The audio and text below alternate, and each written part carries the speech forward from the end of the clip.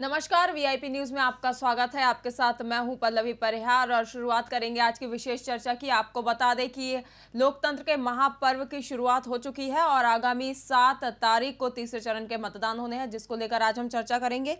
वहीं 7 मई को कई दिग्गजों के क्षेत्र में डाले जाएंगे वोट। 7 मई को तीसरे चरण के लिए मतदान किए जाएंगे। लोकसभा चुनाव के तीसरे चरण में 94 सीटों पर मतदान किया जाएगा। 12 राज्यों में 94 लोकसभा सीटों पर मतदान। जम्मू कश्मीर की अनंतनाग राजौरी सीट पर बदली गई तिथि। अब इस सीट पर तीसरे चरण में नहीं होगा मतदान। अब इस सीट पर 25 मई को छठे चरण में वोटिंग की जाएगी।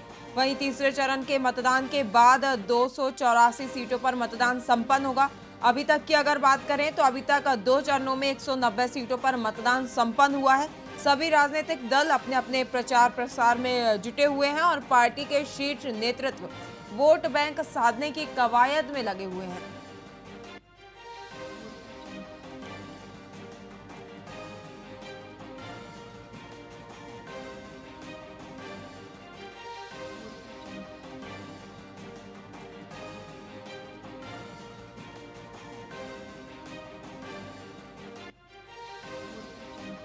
सात मई को आम चुनाव के लिए तीसरे चरण में होगी वोटिंग। इनमें से 12 राज्यों के 94 लोकसभा क्षेत्रों में वोट डाले जाएंगे।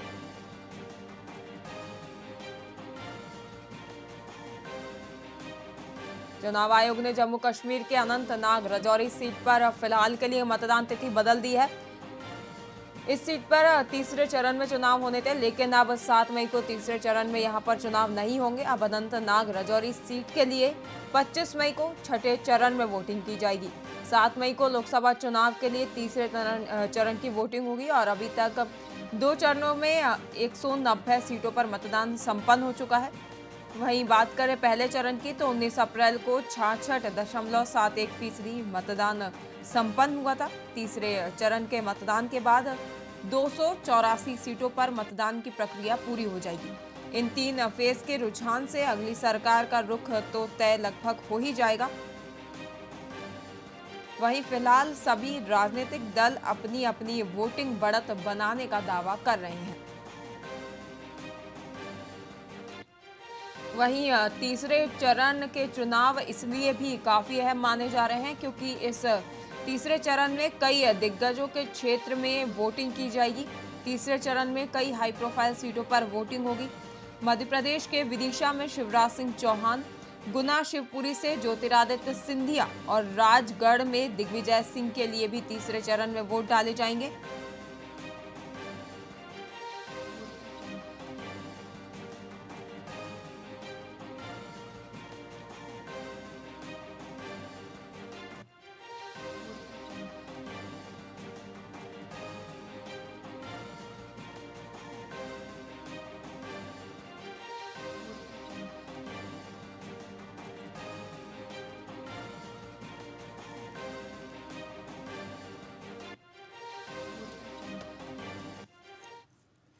वहीं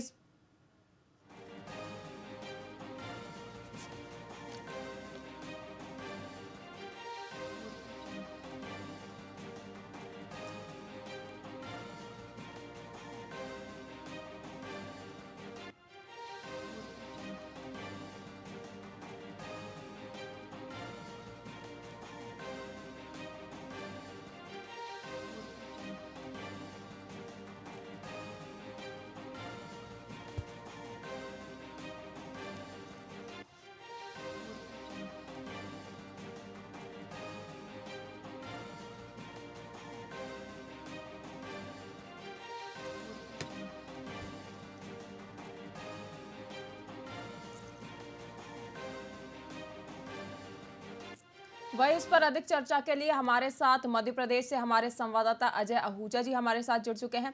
अजय जी, मध्य प्रदेश में तीसरे चरण में यानी 7 तारीख को वोटिंग होनी है, जहां 8 सीटों पर मतदान किया जाएगा। इसको लेकर क्या कुछ जानकारी अभी तक सामने आई है? बिल्कुल, मैं आपको जानकारी दे दूं। मध्य प्रदेश की बात करते हैं तो मध्य प्रदेश में चुनाव को लेकर सरगर्मी से बिल्कुल यहाँ पर नेता लगे हुए हैं अपने अपनी किस्मत आजमाने को लेकर। 7 तारीख को टीकमगढ़, रीवा, मध्य प्रदेश के विदिशा से लेकर तमाम 3 जिलों में यहाँ पर बाकी के 3 और जो 6 जिले हैं 6 जी जिलों में चुनाव प्रक्रिया होने वाली है, जिसको जी लेकर 80 प्रत्याशी अपनी किस्मत को आजमाएंगे। और आगे मध्य प्रदेश में जिस तरह से अभी दिख रहा है, अगर मध्य प्रदेश में भारतीय जनता पार्टी लगातार अपने दौरे करती आ रही है, मध्य प्रदेश के मुख्यमंत्री मोहन यादव भी लगातार अपने दौरों को निरंतर जारी रख के बैठे हैं। वहीं दूसरी तरफ मध्य प्रदेश के पूर्व मुख्यमंत्री शिवराज सिंह चौहान भी लगातार पूरे जी मध्य प्रदेश में दौरे कर रहे हैं। जी। जी। जी जैसा कि अजय जी आपने बताया कि मध्य प्रदेश में शिवराज सिंह चौहान भी लगातार दौरे कर रहे हैं और जहां तक देखा जाए तो बीजेपी के शीर्ष नेतृत्व भी लगातार जनसंपर्क कर रहे हैं, रैली निकाल रहे हैं। लेकिन बात की जाए कांग्रेस की तो राजगढ़ से दिग्विजय सिंह भी चुनावी मैदान में है और इस जो तीसरे चरण की वोटिंग है उसमें दिग्विजय सिंह के लिए भी वोट किए जाएंगे। तो क्या कांग्रेस की तरफ से क्या कुछ तैयारियां देखी जा रही हैं इस चुनाव को लेकर? बिल्कुल, कांग्रेस की अगर हम बात करते हैं तो कांग्रेस की तैयारियां फिलहाल कमजोर दिखाई दे रही है। किसी भी जी प्रकार की कोई तैयारियां उनके सामने दिखाई नहीं दे रही है। जी अभी भी वो ऐसा लग रहा है कि बिल्कुल धरातल पे चल रहे हैं। लगातार कांग्रेस से भारतीय जनता पार्टी में वरिष्ठ नेता, कांग्रेसी नेताओं का पलायन जारी है। कल भी मध्य प्रदेश की राजधानी से लगे हुए मंडीदीप में 40 नेताओं ने, जो मध्य प्रदेश में अच्छा नाम खासा रखते, उन्होंने कल जी भारतीय जनता पार्टी ज्वाइन करी है। ऐसे में बिल्कुल साफ तौर पर देखा जा सकता है कि कांग्रेस की स्थिति कहीं भी सही नहीं है। भारतीय जनता पार्टी आगामी समय में तीन तीन बाद जो चुनाव होने हैं उसमें प्रचंड जीत की तरफ जा रही है। कहीं ना कहीं पर ये चीज स्पष्ट सामने दिखाई दे रही है। जी। जी। जैसा कि अभी आपने कहा अजय जी कि बीजेपी इस आगामी जो चरण के चुनाव होने वाले हैं इसमें प्रचंड जीत की ओर अग्रसर है। लेकिन अगर बात करें कांग्रेस की तो क्या कांग्रेस ने मध्य प्रदेश में चुनाव से पहले ही प्रचार प्रसार के समय ही अपने हथियार डाल दिए हैं और क्या हार मान ली है?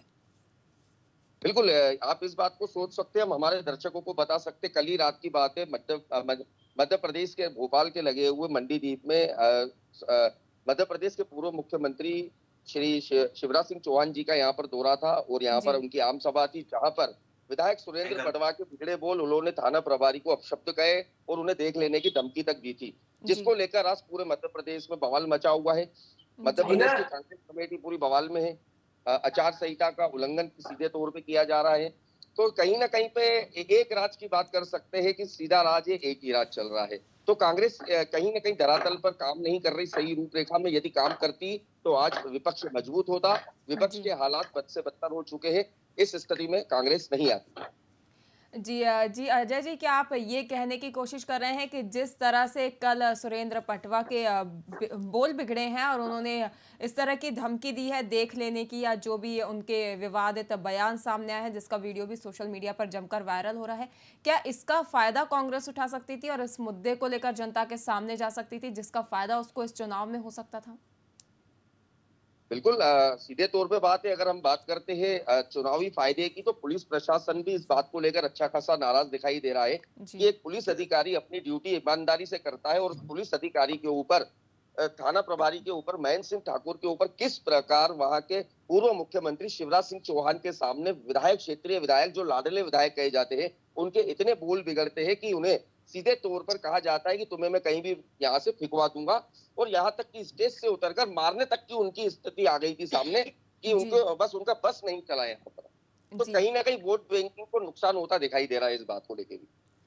जी, अभी आपने बताया कि उस दौरान पूर्व मुख्यमंत्री शिवराज सिंह चौहान भी वहां मौजूद थे। वहीं वीडियो में देखा जा सकता है कि उस दिन शिवराज सिंह चौहान भी काफ़ी नाराज़ दिखाई दे रहे थे और कहीं न कहीं इसको लेकर शिवराज सिंह चौहान को बयान देना था या कोई सफाई देनी थी, लेकिन उनकी ओर से भी किसी प्रकार के बयान फिलहाल सामने नहीं आए हैं।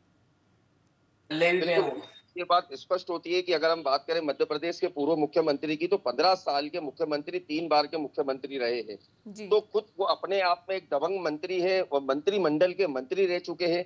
उन्हें जी, कहीं ना कहीं पर आगे होकर इस बात को स्पष्टीकरण देना चाहिए कि जी, इतनी बड़ी तादाद में 5,000 लोगों की आम सभा में किसी थाना प्रभारी के ऊपर इस प्रकार आपका जो व्यवहार है वो कुशल पूर्वक जी, नहीं है। कहीं ना कहीं पर जनता भी इस बात से काफी नाराज दिखाई दे रही है।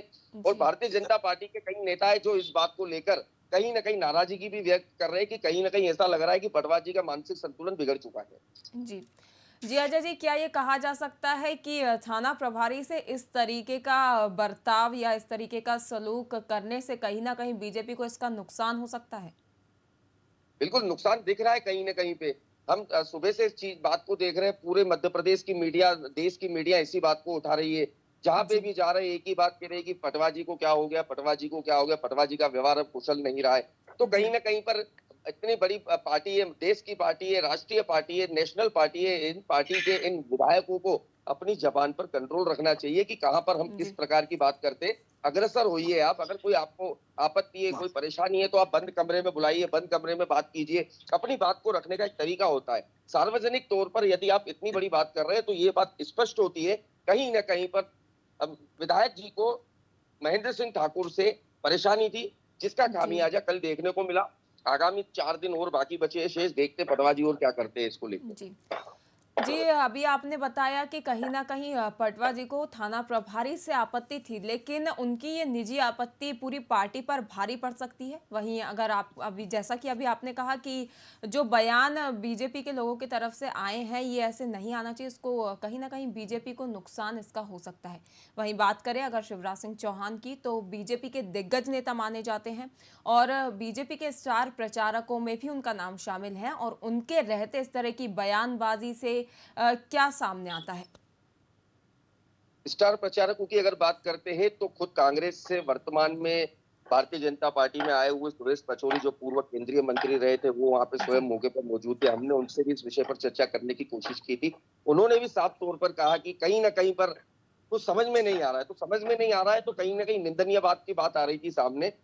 तो सीधे तौर पर देखा जा सकता है कि आगामी आने वाले 4 दिनों में वोट बैंकिंग पे कहीं ना कहीं थोड़ा सा इसका नुकसान भारतीय जनता पार्टी को भुगतना पड़ेगा।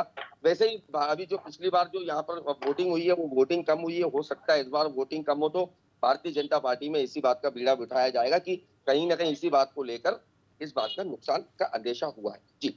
जी अजय जी, फिलहाल अगर हम बात करें मध्य प्रदेश की, तो मध्य प्रदेश में जहां तक है बीजेपी ये मानती है कि बीजेपी किसी भी शर्त में मध्य प्रदेश की सीट तो जीत ही लेगी, क्योंकि ये एक हिंदी भाषी राज्य है, यहाँ पर हिंदी का प्रयोग किया जाता है। लेकिन अगर वहीं देखें बाहर की, जैसे बंगाल की बात करें और साउथ क्षेत्र की अगर हम बात करें, दक्षिण क्षेत्र की, तो वहाँ पर हिंदी भाषा का प्रयोग नहीं किया जा सकता, जहाँ पर बीजेपी को काफ़ी मुश्किलों का सामना करना पड़ सकता है। लेकिन बीजेपी 400 पार सीटों का दावा कर रही है, तो ऐसे में आप इसको किस तरीके से देखते हैं?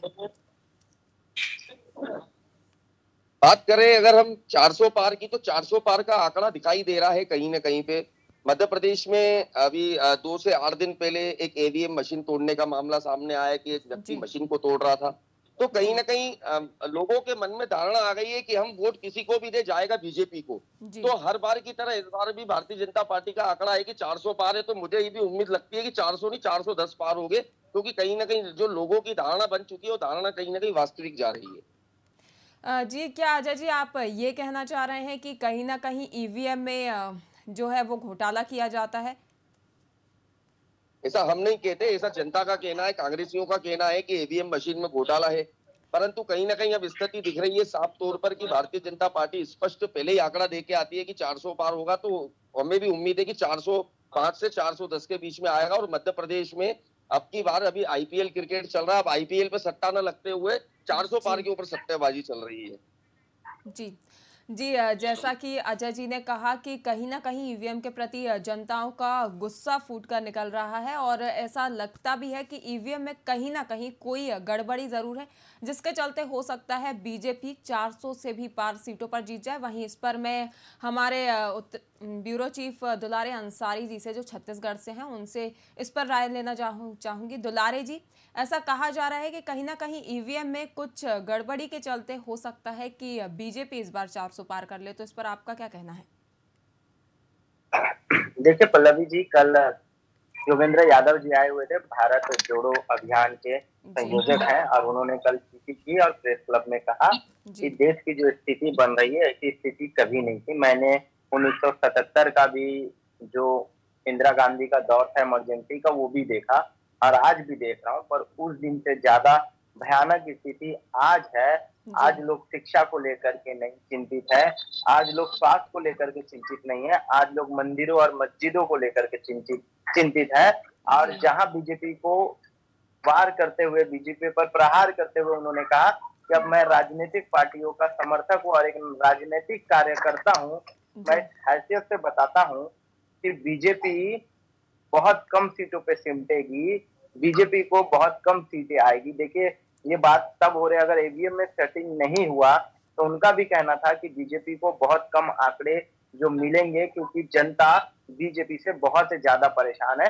पर जी धरातल पे ऐसा कुछ देखने को नहीं मिलती है। योगेंद्र यादव ने बहुत बार अपनी बातों में कहा कि स्थिति देश की खराब है और संविधान खत्म हो जाएगा जब बीजेपी इस बार आएगी तो, या जी संशोधन करेगी। 100 बार से ज्यादा बार संविधान में संशोधन हो चुका है। मैं बात करूं अगर सरगुजा की, तो चिंतामणि महाराज को बीजेपी ने टिकट दिया। ये वही चिंतामणि महाराज है जो पहले कांग्रेस में थे, अब बीजेपी जी में है।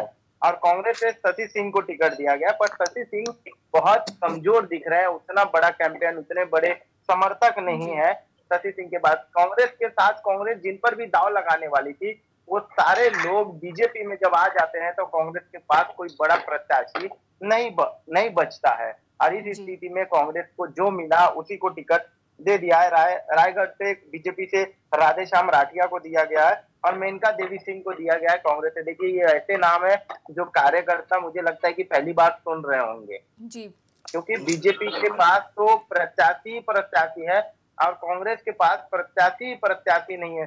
तो छत्तीसगढ़ में भी जो स्थिति बन रही है वो बहुत खराब बन रही है कांग्रेस को लेकर के। कांग्रेस ऐसा लग रहा है कि इस बार एक सीट भी नहीं निकाल पाएगी। फिर भी आकलन अगर अच्छा हुआ तो भूपेश बघेल सीट जीत सकते हैं। जी थोड़ा सा कमजोर स्थिति में कोरबा में और रायगढ़ में ये देखने को मिल रहे हैं बीजेपी। पर अगर इन्होंने थोड़ा सा बेहतर प्रदर्शन किया तो यहाँ पर आटे काटे की टक्कर होगी। देखिए, विजय बघेल का रास्ता साफ हो जाता है, पहले भी वो रहे हैं और उन्होंने, मैं बोलता हूँ कि विधानसभा के आरोप पत्र के वो अध्यक्ष भी थे। तो बहुत सारी चीजें थी विजय बघेल के बाद, और विजय बघेल इस बार शायद जीत जाए। महासमुंद में रूप कुमारी चौधरी और ताम्रध्वज साहू में टक्कर है। ताम्रध्वज साहू विधायक में उतने अच्छे प्रदर्शन नहीं कर पाए, तो मुझे नहीं जी लगता है कि लोकसभा की सीटें जो है वो महासमुंद से निकाल लेंगे। तो मेरा साफ तौर पे आकलन है कि ज्यादा से ज्यादा 3 सीटें जो है वो छत्तीसगढ़ में कांग्रेस की आ सकती है। उसके जी ऊपर मुझे नहीं लगता है कि कांग्रेस छत्तीसगढ़ में 3 सीटों के ऊपर अच्छा प्रदर्शन करेगी। जी जी दुलारे जी, जैसा कि अभी आपने ही कहा कि कांग्रेस के प्रत्याशियों में फिलहाल दम नहीं दिखाई दे रहा है। उनके जो प्रत्याशी हैं वो उससे अभी फिलहाल से पहले, इससे पहले उनके नाम भी नहीं सुने गए थे। वहीं अगर ऐसे में अगर कांग्रेस के प्रत्याशी हारते हैं तो क्या इसका दोष भी ईवीएम पर डाला जाएगा? देखिए, कांग्रेस के पास मुद्दे नहीं है। मैं बता दूं कि जी कांग्रेस मुद्दा विहीन हो चुकी है। जी 10 सालों में कांग्रेस ने महंगाई का मुद्दा अच्छे से नहीं उठा पाया, सिलेंडर जी का मुद्दा अच्छे से नहीं उठाया। बीजेपी में अगर आप देखें तो लोग, महिलाएं जो है वो सड़कों पे आ जाती थी जी सिलेंडर लेकर के।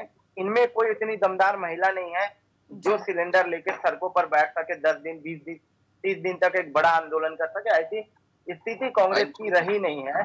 तो मुझे जी नहीं लगता है कि कांग्रेस के पास कोई बड़ा प्रदर्शन करने का मुद्दा है, कोई बड़ा हथियार है जिससे वो कांग्रेस बीजेपी को घेर पाए। और हथियार बहुत सारे हैं, जी पर दुलारे बोलने जी, का तरीका नहीं जी है। दुलारे जी, जैसा कि अभी आपने कहा कि कांग्रेस में शायद इतना कोई शक्तिशाली महिला या इतनी दमदार महिला नहीं है जो सड़कों पर आकर सिलेंडर लेकर बैठ सके, जो कि सिलेंडर के दामों पर मुद्दा उठा सके। तो क्या मैं इसी को लेकर हमारे पंजाब से ब्यूरो चीफ प्रहलाद सिंह से सवाल लेना चाहूंगी। प्रहलाद जी, आपको क्या लगता है कि कांग्रेस पार्टी में सिर्फ जो है वो राज परिवार, राज घराने के ही लोग हैं जिनको, जो कि सिर्फ एसी के रूम में बैठकर ही राजनीति कर सकते हैं? क्या सड़कों पर उतरकर वो राजनीति नहीं कर सकते?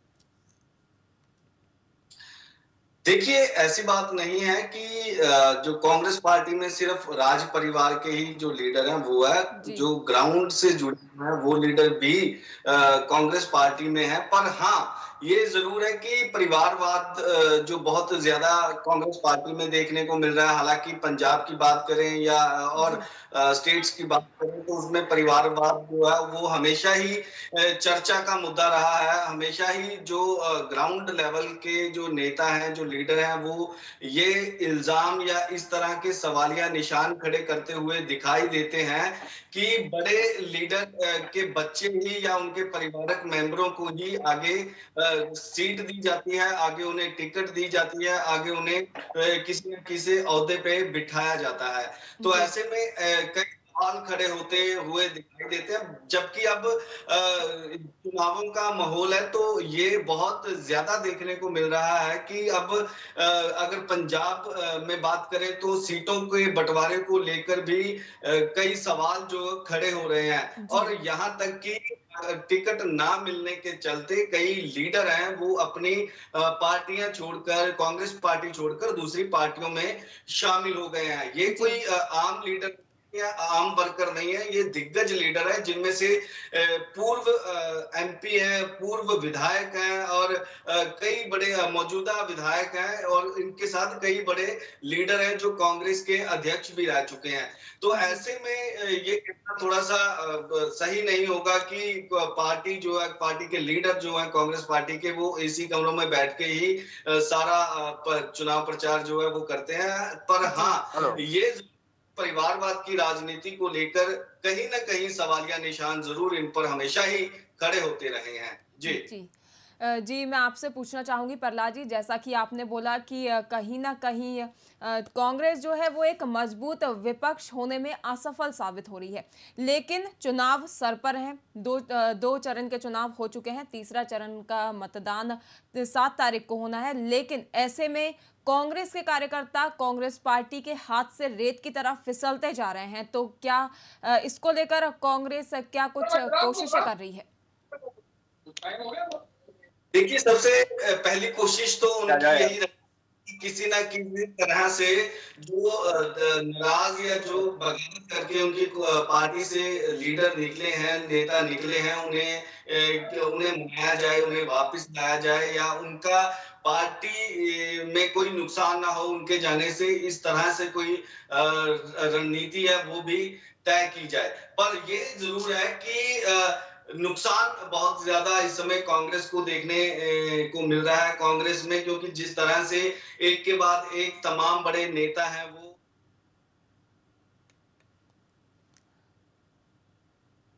जा रहा है कि उन्हें टिकट नहीं दी गई। हालांकि जिस जगह पर कांग्रेस द्वारा उम्मीदवार उतारा गया है वो किसी दूसरे जगह का है, जबकि जो वहां की लोकल पार्टी या लोकल वर्कर है उन्हें अहमियत नहीं दी जाती। हाल ही में अगर बात करें तो संगरूर जो लोकसभा क्षेत्र है वहां से मुख्यमंत्री भगवंत मान जीतते रहे हैं, 2 बार वो लोकसभा इलेक्शन जीते हैं, तो वो सीट सबसे अहम मानी जाती है। और वहीं पर जो है काफी बदलाव भी देखने को मिल रहा है, और जो मुख्यमंत्री भगवंत मान के ओपोजिट खड़े हुए थे कांग्रेस पार्टी की तरफ से दलबीर गोल्डी, पूर्व विधायक, उन्होंने भी कांग्रेस छोड़कर आम आदमी पार्टी शामिल हो गए हैं, वो उसमें कांग्रेस पार्टी उन्होंने छोड़ दिया है। तो ऐसे में कई बदल जो है वो देखने को मिल रहे हैं, और ये कहीं ना कहीं नुकसान भी जरूर देखने को मिल रहा है कांग्रेस में, क्योंकि जिस तरह से उनकी विकेटें जो हैं वो गिरती हुई दिखाई दे रही हैं, जिस तरह से उनके लीडर हैं वो नाराज हो रहे हैं। खासतौर पर अभी तक ये माना जा रहा था कि नवजोत सिंह सिद्धू जो है वो किसी तरह से चुनाव में नहीं उतरेंगे, ये उन्होंने किया था, पर उनके द्वारा ये जरूर कहा गया था कि हाँ, हो सकता है कि उनकी पत्नी नवजोत कौर सिद्धू चुनाव में उतर सकते हैं, पर उनको भी उनकी तबीयत जो है वो अभी नासार है, वो अभी कैंसर की जो इतनी बड़ी बीमारी है वहां से बाहर निकले हैं, तो जो चुनाव लड़ना पॉसिबल नहीं। नाराजगी इस कदर चल रही थी नवजोत सिंह सिद्धू की पार्टी में ही कि वो प्रचार ना करके आईपीएल में कमेंट्री कर रहे हैं। तो ऐसे में अब तमाम जितने भी बड़े लीडर हैं उनका यही कहना है कि नवजोत सिंह सिद्धू जल्द ही वापसी कर रहे हैं, जल्द ही उनको मनाने की कोशिश कर रहे हैं, और जल्द ही पंजाब में वो चुनाव प्रचार करते हुए दिखाई देंगे। नवजोत सिंह सिद्धू की बात की जाए तो अमृतसर और माझा अगर बेल्ट की बात करें तो उसमें खडूर साहिब हुआ, श्री आनंदपुर साहिब हुआ, अमृतसर हुआ, तो यहाँ पर उनका बहुत ज्यादा रसूख भी माना जा सकता है, उनका बहुत ज्यादा है। तो ऐसे में जिस तरह से अब कांग्रेस की जो विकेटें गिर रही हैं, जैसा मैंने पहले बताया, कांग्रेस के लीडर उन्हें पार्टी को छोड़कर जा रहे हैं, तो उस बीच अगर नवजोत सिंह सिद्धू चुनाव प्रचार करने के लिए कांग्रेस की तरफ से खड़े होते हैं, तो कभी कहीं ना कहीं ये जो डेंट पड़ रहा है कांग्रेस को, उसे भरने में जो है कामयाबी हासिल हो सकती है। फिलहाल इसके ऊपर नवजोत सिंह सिद्धू का अभी कोई प्रतिक्रिया नहीं आई है, उनके द्वारा प्रचार किया जाएगा या नहीं, इसके ऊपर अभी तक उनका कोई भी बयान जो है वो सामने नहीं आया। पर ऐसे में अब जो जो स्थिति है पंजाब कांग्रेस की, अगर मैं बात करूं तो काफी उनकी डगमगाई हुई है, और जीत का दावा तो हर कैंडिडेट का स्वाभाविक, हम कह सकते हैं ना कि वो हर कैंडिडेट जीतने के लिए ही चुनावों में खड़ा होता है, तो जीत का दावा हर पार्टी हर लीडर करती हुई दिखाई दे रही है। पर ये 14 तारीख को पता चलेगा कि जनता किसे अपना उम्मीदवार चुनती है, किस पार्टी को वो समर्थन देती है, किस पार्टी के लीडर को उनके द्वारा वोट डाली जाती है। पर सबसे अहम बात अब मैं आपको ये भी बताना चाहूंगा कि वोट परसेंटेज की अगर बात करें तो पहले 2 चरण में जिस तरह से वोटिंग परसेंटेज निकल के सामने आई है, वो एक जरूर बड़ा चैलेंजिंग रहने वाला है, खासतौर पर इलेक्शन कमीशन ऑफ इंडिया और इलेक्शन कमीशन ऑफ स्टेट, कोई भी स्टेट हो, चाहे वो पंजाब हो, हरियाणा हो, हिमाचल हो, और कोई भी, वो सबसे ज्यादा चैलेंजिंग रहने वाला है, क्योंकि ये वोट परसेंटेज किस तरह से बढ़ाई हो। लगातार चुनाव आयोग की तरफ से मुहिम भी चलाई जा रही है, और 2 चरण जिस तरह से पहले निकले हैं, एक चरण में 66% 24 और दूसरे चरण में 66% 71 परसेंटेज जो वोटिंग हुई है, तो ऐसे में उनका अब ये मुहिम है कि 70% से ज्यादा वोटिंग किस तरह से करवाई जाए। यहाँ तक कि पंजाब में अगर मैं बात करूं तो पंजाब के सरकारी स्कूलों में बच्चों के साथ सेमिनार किए जा रहे हैं। बच्चों को जागरूक इसलिए किया जा रहा है कि वो घर पर जाकर अपने बड़े भाई बहन जिनका वोटर आईडी बना हुआ है, जिनके उनके अपने दादा दादी, उनके माता पिता, उनको भी जो वोट के अधिकार के प्रति जागरूक कर सके। ऐसे में एक मुहिम जो है इलेक्शन कमीशन द्वारा चलाई गई है, सही नतीजे जो है वो निकल के सामने आते हैं। पर अब जो चुनाव प्रक्रिया है, चुनाव प्रचार है, बड़े ही जोरों शोरों से चलता हुआ दिखाई दे रहा है। खुद मुख्यमंत्री भगवंत मान, जो कि वन मैन आर्मी है, उनके द्वारा कमान संभाल ली गई है, क्योंकि सबसे अहम बात यह है कि पंजाब से जो आम आदमी पार्टी के राज्यसभा मेंबर हैं, उनके द्वारा अभी प्रचार नहीं किया जा रहा। ऐसे में अब मेरा सवाल अजय जी से है कि जैसा कि प्रहलाद जी ने अभी कहा कि कांग्रेस पार्टी के वर्कर उनकी पार्टियों को छोड़कर अन्य पार्टियों में शामिल हो रहे हैं, वैसा ही कुछ मध्य प्रदेश में भी देखने को मिला है कुछ दिनों में। तो वहीं अगर बात मध्य प्रदेश की जाए तो मध्य प्रदेश में भी कांग्रेस के कई कार्यकर्ताओं ने पार्टी छोड़कर बीजेपी का दामन थाम लिया है, तो इस पर आपका क्या कुछ कहना है? बिल्कुल, ये वास्तविक बात है। अगर मध्य प्रदेश की बात करते हैं तो मध्य प्रदेश में भी आगामी समय में 1000 से 1500 कार्यकर्ताओं ने इसी हफ्ते में पलायन करके कांग्रेस से भारतीय जनता पार्टी में सदस्यता हासिल करी है। कहीं ना कहीं पर ये चीज वास्तविक है कि पूरे हिंदुस्तान में अभी ये डामाडोल की स्थिति बनी हुई है। कांग्रेस क्योंकि धरातल पर कोई काम नहीं कर रही है, न विपक्ष की अपनी खुद की जिम्मेदारी को निभा रही है। यदि वो अपनी विपक्ष की जिम्मेदारी को भी अगर निभाती है तो कहीं ना कहीं पर कांग्रेस मजबूती की तरफ जाती है, परंतु ऐसा दिखाई नहीं दे रहा है, जिसका खामियाजा कांग्रेस को भुगतना पड़ रहा है और भारतीय जनता पार्टी को इसका फायदा पहुंच रहा है। जी अजय जी, जैसा कि अभी आपने कहा कि कांग्रेस एक मजबूत विपक्ष होने का दावा जो है वो साबित नहीं कर पाई है, लेकिन मान लेते हैं कि कांग्रेस एक मजबूत विपक्ष नहीं है, वो उसमें विफल साबित हुआ है। लेकिन फिलहाल लोकसभा चुनाव के लिए गठबंधन किया गया है, तो क्या सभी राजनीतिक पार्टियां मिलकर एक पार्टी को जो है वो घेरने की रणनीति बनाने में विफल साबित हो रही है? बिल्कुल, अगर बात गठबंधन की अगर सामने आती है तो कहीं ना कहीं ये दिखाई बिल्कुल साफ तौर पर देता है। अगर ये कांग्रेस की पार्टी आज अगर मध्य प्रदेश में मजबूत होती तो इतना पलायन मध्य प्रदेश में कांग्रेस का नहीं होता। सीधे तौर पर भारतीय जनता पार्टी की तरफ पलायन है। और गठबंधन की अगर जहां तक बात की जाती है तो ऐसा मध्य प्रदेश में दिखाई नहीं दे रहा है कि गठबंधन हुआ जी भी है तो कहीं ना कहीं पर कोई नाम मात्र का हुआ है, जिसका फायदा जी भाजपा को बिल्कुल भी पहुंचना ही है, और इसको कांग्रेस को किसी प्रकार का फायदा इसका पहुंचता हुआ दिखाई नहीं दे रहा है। जी जी अजय जी, तो मतलब कि मध्य प्रदेश में तो बीजेपी ने अपना पैर अच्छे से जमा लिया है। वहीं अगर बात करें छत्तीसगढ़ की, तो दुलारे अंसारी जी ने जैसा कि अभी बताया कि छत्तीसगढ़ में कहीं ना कहीं बीजेपी का जीतना तय माना जा रहा है। और पंजाब की अगर बात करें तो जिस तरीके से कांग्रेस टूट रही है, फिलहाल आपकी बढ़त दिखाई दे रही है। वहीं अगर बात करें अन्य राज्यों की, तो कि जिस तरीके से बीजेपी बात कर रही है 400 पार की, मैं अजय आहूजा जी से सवाल करना चाहूंगी कि जिस तरीके से बीजेपी 400 पार का नारा दे रही है, उसी के साथ ही उसको अन्य राज्यों में भी अपनी बढ़त बढ़ानी होगी, उसका वोट बैंक साधना होगा। लेकिन क्या आपको ये संभव लगता है कि ऐसा हो पाएगा? बिल्कुल सामने दिखाई दे रहा है, वास्तविक बात है। भारतीय जनता पार्टी 400 पार की बात कर रही है, कांग्रेस का पलायन साफ तौर पर दिखाई दे रहा है। 400 नहीं, ये तो पूरी की पूरी सीटें ले जाने की उम्मीद दिख रही है। कहीं ना कहीं पर 95 से 90% भारतीय जी जनता पार्टी अपनी तरफ ये सीटें कर चुकी है। कांग्रेस कहीं ना कहीं पूर्णतः रूप से नुकसान में जा रही है। ये बात जी अलग है कि कांग्रेस अपने दायवे अभी भी लेके चल रही है। अगर मैं आपको एक बात और बता दूं हमारे दर्शकों को, अभी जी मैं अगर मंडीदीप की बात करता हूं तो मंडीदीप रायसेन जिले का भोजपुर विधानसभा है।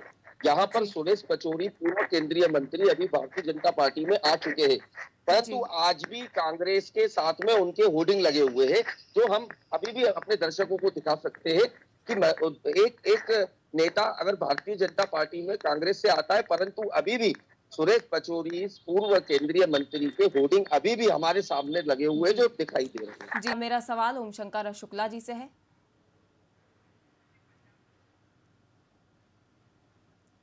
माफ कीजिए, फिलहाल ओम शंकर जी से हमारा संपर्क नहीं बन पा रहा है, इसलिए मेरा सवाल ब्यूरो चीफ पंजाब प्रहलाद सिंह जी से है। प्रहलाद जी, जैसा कि अभी देखा जा रहा है, मेरा जैसा सवाल अजय जी से था वैसा ही आपसे है कि अगर हम दक्षिण एरिया देखें या बंगाल देखें, तो वहाँ पर बीजेपी फिलहाल अपनी इतनी बढ़त बढ़ाती हुई दिखाई नहीं दे रही है, तो इस पर आपका क्या कुछ कहना है?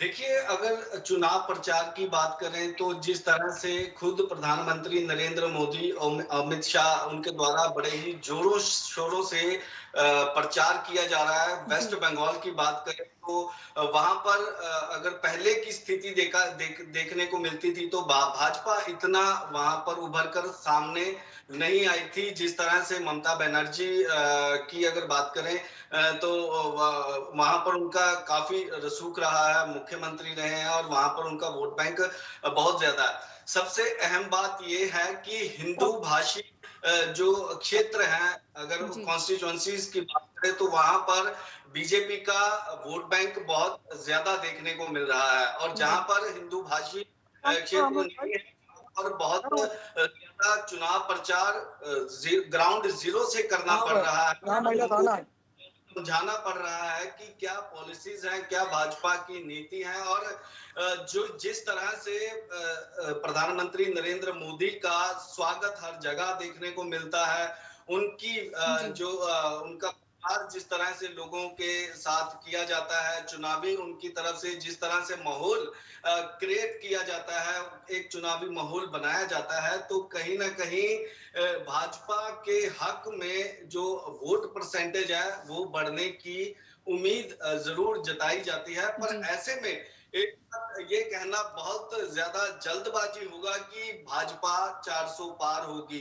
कहने को तो सभी पार्टियां ये दावा करती हुई दिखाई दे रही हैं कि वो इस बार इन चुनावों में वो बड़े मार्जिन के साथ जीत हासिल करेंगे, बड़े मार्जिन के साथ उनके जो उम्मीदवार हैं वो जीतेंगे। ये हर पार्टी और हर कैंडिडेट ये दावा करता हुआ दिखाई दे रहा है। पर अगर मैं राजनीतिक विशेषज्ञों की बात करूं तो उनके साथ जब भी बातचीत होती है तो उनके द्वारा यही कहा जाता है कि जहां हिंदू भाषाई क्षेत्र है वहां पर भाजपा का जरूर वोट बैंक बहुत ज्यादा देखने को मिल रहा है। पर ऐसे जी में 400 पार होना कहीं ना कहीं ये मुश्किलात जरूर नजर आ रही है। पर ऐसा नहीं है कि ये पॉसिबल नहीं है। अगर इसी तरह से चुनाव प्रचार नरेंद्र मोदी और अमित शाह द्वारा किया जाता रहा तो हो सकता है कि ये आंकड़ा भी जो है इसे पार कर लिया जाएगा। तो ऐसे में जी। ये देखने वाली बात जरूर होगी। वेस्ट बंगाल की बात करें तो जो लोअर बेल्ट है, जहां पर जो लिटरेसी रेट है वो इतना ज्यादा अच्छा नहीं है, वहां पर जो अब मैं ये कहना चाहूंगा कि गरीब तबके के ज्यादातर जो लोग हैं वो लोअर वेस्ट बंगाल में रहते हैं, तो वहां पर इसका असर जरूर देखने को मिलेगा कि वो जी। किसको वोट डालते हैं। मैं आपको जी। एक बात और यहाँ पर बताऊंगा कि कुछ वोट बैंक पक्के हैं। जैसे अगर मैं पंजाब की बात करूं तो पंजाब में जो शहरी क्षेत्र है वहां पर भाजपा का अच्छा वोट बैंक है। अगर ग्रामीण क्षेत्रों की बात करूं तो वहां पर इतना उनका वोट बैंक नहीं है।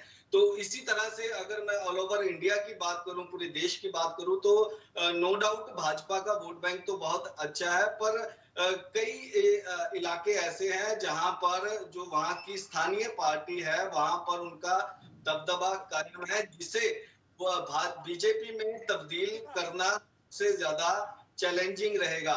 यही जी। रणनीति अमित शाह, प्रधानमंत्री नरेंद्र मोदी जी जो है वो बनाकर चल रहे हैं कि किस तरह से उन लोगों तक पहुंच की जा सके। ब्लॉक जी। लेवल से लेकर अपर लेवल तक वो तमाम जितने भी उनके लीडर हैं, ब्लॉक लेवल के अध्यक्ष हैं, कार्यकर्ता हैं, उनके साथ खुद कम्युनिकेट कर रहे हैं, बातचीत कर रहे हैं और आम लोगों तक और उस तबके तक खास तौर पर कैसे पहुंच की जाए उसके ऊपर सबसे ज्यादा जोर दिया जा रहा है। और ये आने वाला समय बताएगा कि भाजपा का इस चुनावों में किस तरह से उनका रिजल्ट रहने वाला है, किस तरह से उनका चुनाव प्रचार का नतीजा रहने वाला है। पर ये जरूर कहा जा रहा है कि भाजपा का पलड़ा दूसरी पार्टियों से बहुत ज्यादा जो है वो ऊपर है और वो सरकार भी जी। बना सकती है। जी। जैसा कि प्रहलाद जी आपने बताया कि फ़िलहाल के लिए अगर दक्षिण देखा जाए या फिर बंगाल की बात की जाए तो वहाँ टीएमसी ने अपना दबदबा बनाकर रखा हुआ है। अगर हम राज्यसभा के चुनाव देखें तो उसमें भी बीजेपी ने अपनी काफ़ी ताकत झोंक दी थी, लेकिन ख़ासा असर कुछ दिखाई नहीं दिया है। वहीं दक्षिण की अगर बात करें तो वहाँ पर भी ऐसा ही माहौल है। वहाँ पर भी कांग्रेस ने अपनी सरकार बनाई थी। तो क्या आपको लगता है कि इस लोकसभा चुनाव में अटूट प्रचार प्रसार करने के बाद भी बीजेपी अपनी बढ़त इन दोनों राज्यों में बना सकेगी? कहाँ चली बताओ?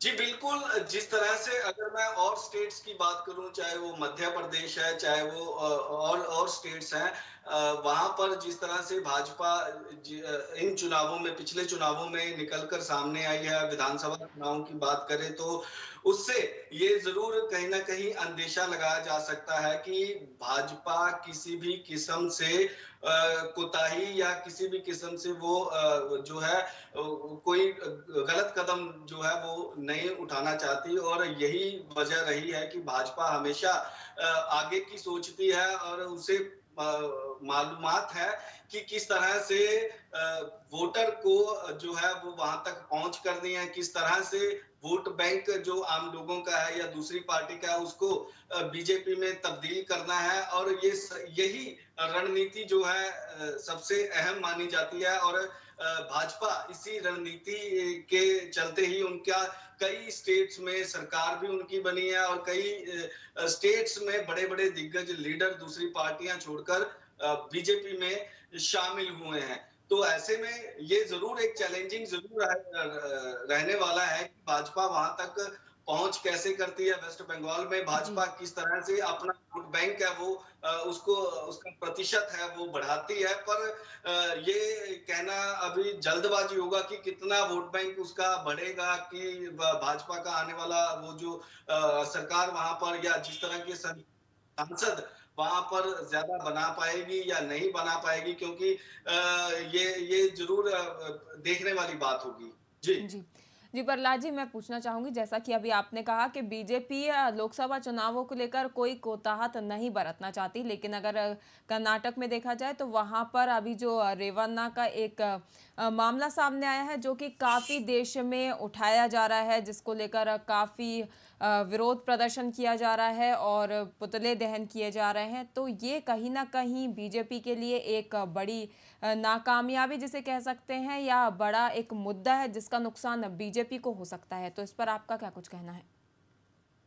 देखिए, ये मुद्दा सिर्फ कल्ला कर्नाटका में नहीं बल्कि राष्ट्रीय स्तर पर ये मुद्दा बड़ी ही जो है भाजपा को ठेस पहुंचाने के लिए, भाजपा को घेरने के लिए मुद्दा जी राष्ट्रीय स्तर पर प्रज्वल रेवन्ना और उनके पिता एचडी रेवन्ना की बात की जाए तो जिस तरह से उनके ऊपर मामला जो है वो दर्ज कर लिया गया है और लुकआउट नोटिस भी जारी कर दिया गया है प्रज्वल जी रेवन्ना की बात करें तो ये कहा जा रहा है कि जर्मनी में जाकर वो वहां पर छिप गए हैं। उसके लिए मतलब पुलिस द्वारा या उसके लिए संबंधित एजेंसी द्वारा लुकआउट नोटिस जारी कर दिया गया है और ये कहीं ना कहीं नुकसान पहुंचाने वाला है भाजपा को। हाँ, जी ये जरूर है कि वोट बैंक में कहीं ना कहीं सेंध जरूर ये मुद्दा लगा सकता है, पर इससे पूरा प्रिपेयर्ड होकर चल रही है भाजपा की। उन्हें पता है कि अगर उनके लीडर, उनके केंद्रीय मंत्री कहीं भी जगह, किसी भी जगह, खासतौर पर अगर कर्नाटका में जाएंगे तो उनसे सबसे पहले यही सवाल पूछा जाएगा और जो विरोधी पक्ष है, जो विरोधी दल है, वो भी इस मुद्दे को लेकर तमाम भूनने वाला है और वो भून भी रहा है। तो ऐसे में ये इसका जवाब नेताओं द्वारा या जिस तरह से प्रधानमंत्री नरेंद्र मोदी से जवाब राहुल गांधी मांगते हुए दिखाई दे रहे हैं कि इसके ऊपर प्रधानमंत्री नरेंद्र मोदी जवाब दें कि वो रेवन्ना के लिए चुनाव प्रचार या उनके साथ रैलियों में स्टेज साझा करते हुए दिखाई दे, तो ऐसे में जवाब दें कि इसके बारे में उन्हें मालूमात थी, इसके बारे में उनके जो लीडर्स हैं खासतौर उन्हें इसकी जानकारी थी या नहीं थी। अगर ये जानकारी थी तो उसके बाद उन्हें टिकट उसके बाद किया जाता है। तो ऐसे अब ये से सेक्स स्कैंडल का जो ये पूरा एक पूरा खुलासा निकल के सामने आया है, तो ये दिक्कत जरूर भाजपा के सामने पेश कर सकता है। पर भाजपा के लिए अगर भाजपा भी ये पूरा तैयारी में पूरी लगी हुई है कि इस मुद्दे से बाहर कैसे निकला जाए। हालांकि निलंबित करने की जो जानकारी मिली है कि प्रज्वल रेवन्ना को निलंबित कर दिया गया है, तो अब ये मैटर, अगर ये मुद्दा कहां तक जाएगा इसके बारे में तो अंदेशा नहीं लगाया जा सकता और कहां कहां ये नुकसान पहुंचाएगा ये जरूर कहीं ना कहीं ये देखने वाली बात होगी। पर इस मुद्दे को लेकर राष्ट्रीय स्तर पर बहुत जगह पर भाजपा के लीडर घिरते हुए दिखाई दे रहे हैं और इसका कर्नाटका के साथ साथ और भी कई राज्यों में नुकसान होने की संभावना है। जी जी प्रहलाद जी, तमाम मुद्दों पर जानकारी साझा करने के लिए आपका बहुत बहुत शुक्रिया। आपको बता दें कि 7 मई को तीसरे चरण के चुनाव होने हैं। इसी को लेकर सभी राजनीतिक पार्टियां सक्रिय हो गई हैं। पार्टियों ने अपना चुनाव प्रचार प्रसार तेज कर दिया है। सभी राजनीतिक दल अपने वोट बैंक को साधने में लगे हुए हैं। बात करें 7 मई की, तो कई दिग्गजों के क्षेत्र में वोट डाले जाएंगे। 12 राज्यों के 94 लोकसभा सीटों पर मतदान होंगे। जम्मू कश्मीर के अनंतनाग राजौरी सीट पर बदली गई है तिथि। इस सीट पर तीसरे चरण में अब चुनाव नहीं होंगे। इस सीट पर 25 मई को छठे चरण में वोटिंग की जाएगी। वहीं बात करें तीसरे चरण की, तो तीसरे चरण के मतदान होने के बाद 284 सीटों पर मतदान संपन्न होगा। सभी राजनीतिक दल अपने प्रचार प्रसार में जुट गए हैं। वहीं पार्टी के शीर्ष नेतृत्व वोट बैंक साधने की कवायद में लगे हुए हैं।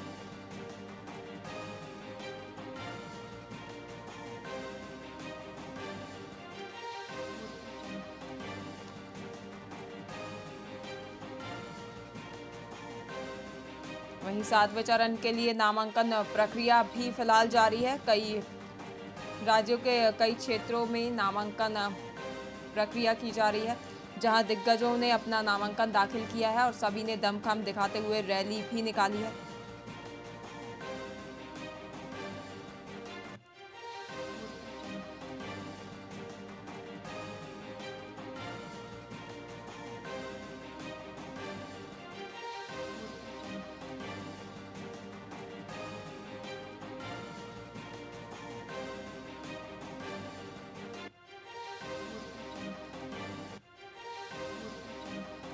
वहीं इस पर अधिक चर्चा के लिए हमारे साथ रायबरेली से ओम शंकर शुक्ला जी हमारे साथ जुड़ चुके हैं।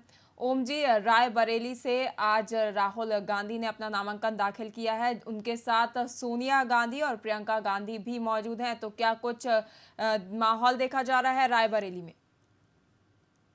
अगर रायबरेली की बात करी जाए तो आज राहुल गांधी ने नामांकन किया है और उनके साथ उनकी मां सोनिया गांधी जी और बहन प्रियंका गांधी के साथ ही राष्ट्रीय अध्यक्ष मल्लिकार्जुन खड़गे और तेलंगाना के मुख्यमंत्री रेवन्ना रेड्डी के साथ जो है राजस्थान के पूर्व मुख्यमंत्री अशोक गहलोत भी मौजूद रहे। जी सोनिया गांधी खुद जो है अपने बेटे के नामांकन में पहुंची और जिलाधिकारी के सामने जो है वो राहुल गांधी ने अपना नामांकन पत्र दाखिल किया है। जी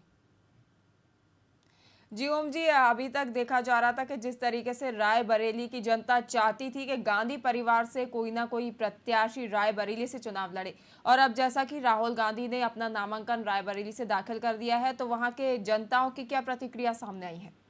जी बिल्कुल, जैसे ही देर रात जो है इस बात की घोषणा हुई कि जो है वो राहुल गांधी प्रत्याशी बनाए जाएंगे जी और उसके बाद ही जो है वो कांग्रेसी कार्यकर्ताओं से लेकर जो है वो काफी जोश हाई था। जी जी ओम जी, तमाम जानकारी साझा करने के लिए बहुत बहुत शुक्रिया।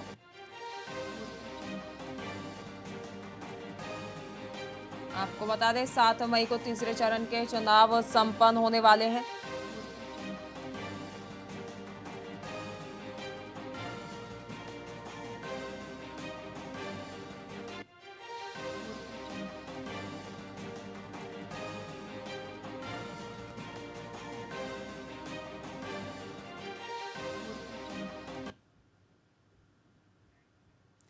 तो ये थी चुनावों को लेकर चर्चा। आज हमने बात की कि किस राज्य में कौन सी पार्टी की बढ़त बढ़ती हुई दिखाई दे रही है, वहीं कौन सी पार्टी बाजी मारती है, ये तो आगामी 4 तारीख को ही पता चलेगा जब चुनावों के रिजल्ट सामने आएंगे। फिलहाल के लिए वीआईपी विशेष चर्चा में इतना ही। देखते रहिए वीआईपी न्यूज़। नमस्कार।